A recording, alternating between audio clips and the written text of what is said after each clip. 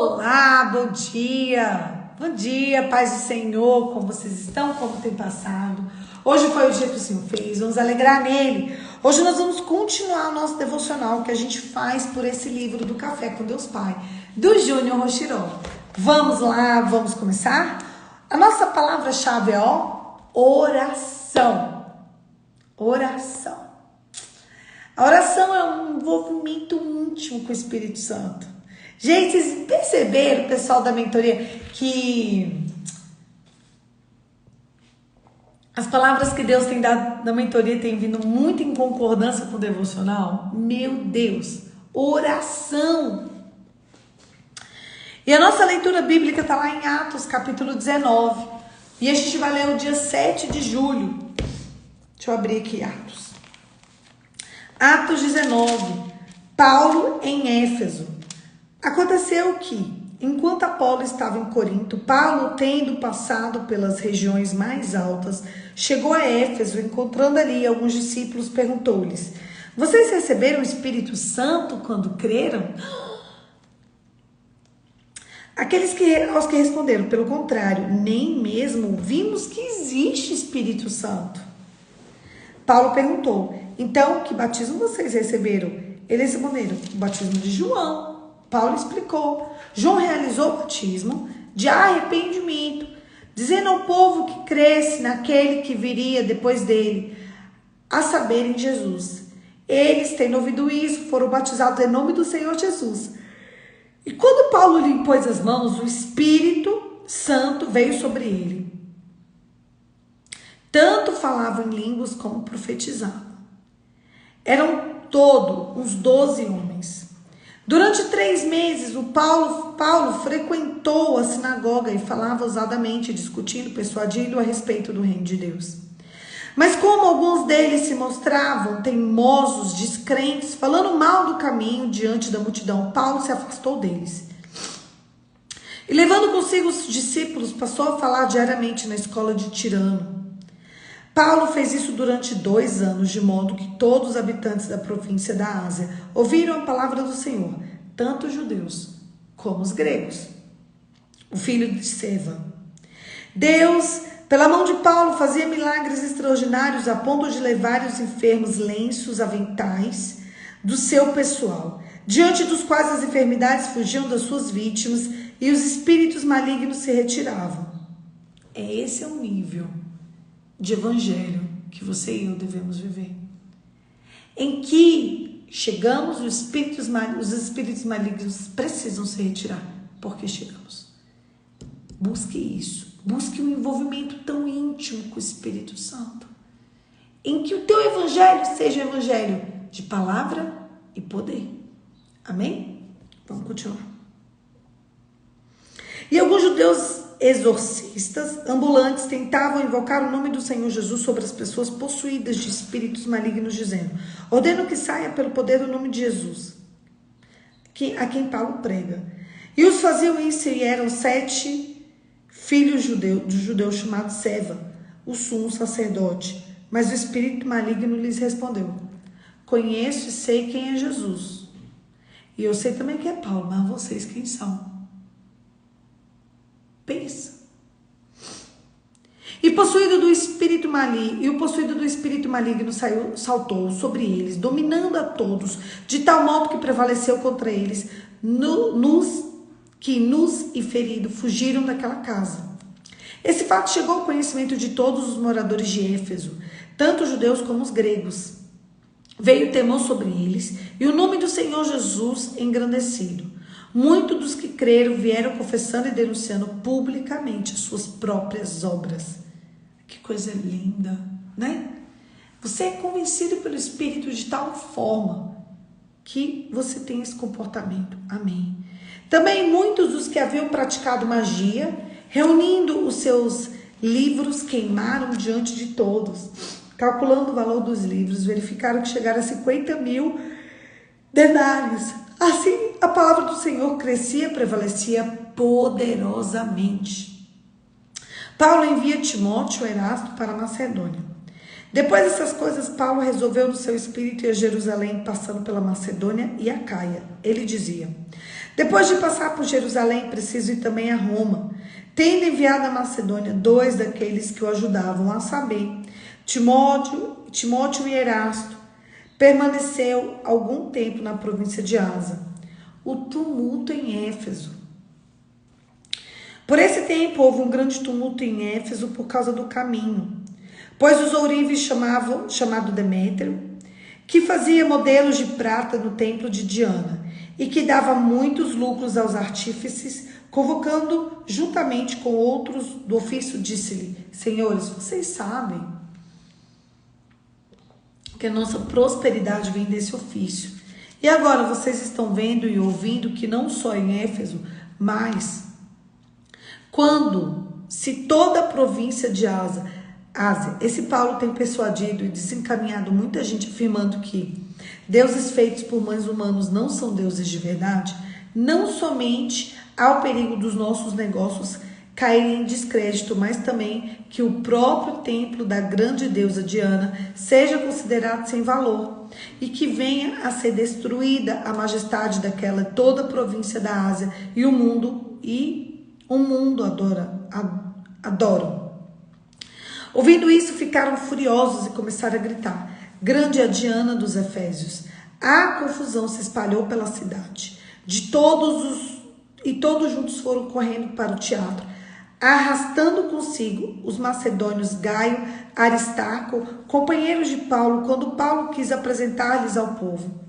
Os discípulos não permitiam também algumas autoridades da província, que eram amigos de Paulo, mandaram um recado pedindo a ele que não arriscasse ainda ao teatro.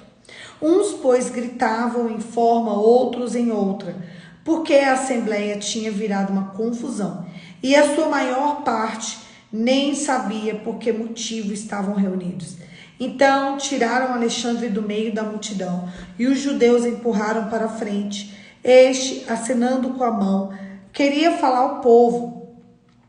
Quando, porém, conheceram que ele era judeu, todos uma voz gritavam durante quase 2 horas. Grande é Diana dos Efésios. O escrivão da cidade, tendo apaziguado o povo, disse: Senhores Efésios, quem não sabe que a cidade de Efésio é guardada pelo templo da grande Diana e da imagem que caiu do céu? Ora, não podendo isso ser contestado, convém que vocês se mantenham calmos e não façam nada de forma precipitada. Porque esses homens que vocês trouxeram para cá não profanaram o templo nem blasfemaram contra nossa deusa. Portanto, se Demétrio e os artífices que o acompanharam têm alguma queixa contra alguém, saiba que existem tribunais e procônsules. Mas vocês estão pleiteando outra coisa. Isso será decidido também. Se corremos o risco de sermos hoje acusados de revolta, não havendo motivo algum que possamos alegar para justificar o ajuntamento. E havendo dito isso, dissolveu-se a assembleia. É forte, né, gente? O evangelho, assim, sempre trazendo modificações estruturais de dentro para fora. O título de hoje é O Lugar Secreto. Aleluia. A nossa palavra-chave é oração. Deus disse Jesus: quando você orar, vai para o teu quarto, fecha a tua porta e ora ao teu pai, que está em secreto. E o teu pai que te vê em secreto te recompensará. Quando você está alinhado ao coração de Deus, as suas orações nunca são em vão. Como está a sua vida com Deus? Tem dedicado tempo de qualidade para estar com Ele? Quando tomamos a atitude de estar com o Pai no lugar secreto, Ele cria uma atmosfera diferente e Ele revela os seus projetos íntimos ao nosso coração. Porque Ele é o resultado da comunhão com Ele. Deus convida a conhecê-lo intimamente, conforme os versículos que lemos. Jesus indica aos seus discípulos que o lugar secreto ideal para isso é especificamente onde conseguimos estar a sós com Ele. Existem verdades que só serão anunciadas quando tivermos o secreto, pois no meio da multidão há muito barulho e distração. A oração é um instrumento poderoso não para fazer com que a vontade do homem seja feita no céu, mas para fazer que a vontade de Deus seja feita na terra. Hoje a vida é muito ativa. Todos os momentos chegaram novas notificações em nosso celular. Algo acontece ou alguém nos chama. Em meio a tantas agitações, Muitas vezes a voz de Deus não é ouvida. Isso evidencia ainda mais a necessidade de nos desligarmos de tudo para nos conectarmos com Deus. Eu convido a todos a se separar um momento para estar com Deus Pai. Silencie as notificações do seu celular, ouça uma música que conecte a Ele e simplesmente abra o seu coração. Fale, mas também deixe-o falar. Esse hábito pode transformar a sua vida por completo, pois você terá respostas na sua vida para suas dúvidas e impulsionando o seu propósito. Saiba que onde você semeia oração, sempre haverá a colheita da manifestação do poder de Deus. A oração é a maneira mais íntima que temos de nos comunicarmos com o Espírito Santo. Mas até para orarmos, a gente precisa tomar cuidado, sabe por quê? Porque se a gente for orar por nós, a gente vai orar segundo os nossos prazeres, paixões e deleites. Tem a oração certa. E a oração certa é a oração que está em concordância com a palavra. Como, Poliana? Pai nosso que estás nos céus. Eu santifico o teu nome. Senhor, venha a nós o teu reino. O que se faça é a tua vontade, viu, Deus? Eu quero entregar a minha vontade. Assim na terra como já é no céu. Senhor, me entrega o pão, a prosperidade diária de hoje. Porque eu não posso ter a mais para eu ser soberbo, nem a menos para eu passar fome. Senhor, eu sei que o Senhor supre necessidades. Eu tenho tantas, Senhor. Pai nosso. Pai nosso. Seja feita, Senhor, a tua vontade assim na terra. O pão nosso de todos os dias. Perdoa, Senhor, as minhas ofensas. Porque evangelho sem arrependimento não é evangelho. Então eu quero começar esse momento te pedindo perdão. Espírito Santo, me perdoa. Me perdoa porque eu não te tratei da melhor forma. Me perdoa porque eu não cuidei do meu corpo, que é o meu templo. Me perdoa, Espírito Santo, que eu permiti que pessoas te ferissem através de mim. Eu permiti, Senhor, que as minhas emoções falassem mais alto e eu feri pessoas. E é assim que começa. Assim como eu perdoo quem tem me ofendido. Oh, Senhor, é tão difícil. Eu nem consigo perdoar quem tem me ofendido. Me ajuda. Eu estou cheia de fraqueza. Não me deixa, Senhor, cair em tentação. Não me deixa comer demais, Senhor. Não me deixa falar demais. Não me deixa ser preguiçoso demais, Senhor. Me ajuda. Eu tenho tantas lacunas e defeitos. Me ajuda nelas. Não me deixa, Senhor, cair em tentação. E me livra do maligno, Pai. Me livra de todo mal. Porque eu quero reconhecer que teu é o reino, tu é a glória. Vocês entendem a diferença de uma oração? Em nome de Jesus. Amém. De uma oração baseada, na verdade, do Espírito, para uma oração baseada só no que você quer. Deus, me dá isso, Senhor, me dá esse carro, essa casa, Senhor, paga esse boleto, Jesus. Não é isso. A parte do pagar boleto tá no pão nosso de cada dia, Senhor, qual é a porção de hoje? Se você não tiver cheio do Espírito Santo, nem orar você consegue, filho. Então, o ponto 1, a chave 1, arrependimento. Santificar o nome de Deus e se arrepender dos seus pecados. Aí depois a gente começa. Porque sem oração de arrependimento não tem evangelho. Aí você vai ficar achando que Deus mentiu, porque as coisas não acontecem na sua vida. E por que acontece na vida de todo mundo, menos na minha? Porque nem orar você tem orado. Você só tem falado, Deus, aqui ó, eu já sei de tudo, tá aqui é minha lista. Você assinar. Só carimbar. Bora lá. Carimba que eu quero cascar fora para viver a minha própria vida sem você. E ou você vive uma vida com Deus, ou você vive uma vida sem Deus. Não dá para viver uma vida meio com Deus e meio sem Deus. Gente, não dá para manipular Deus não, tá? Eu queria só te dizer essa. Deus não é manipulável.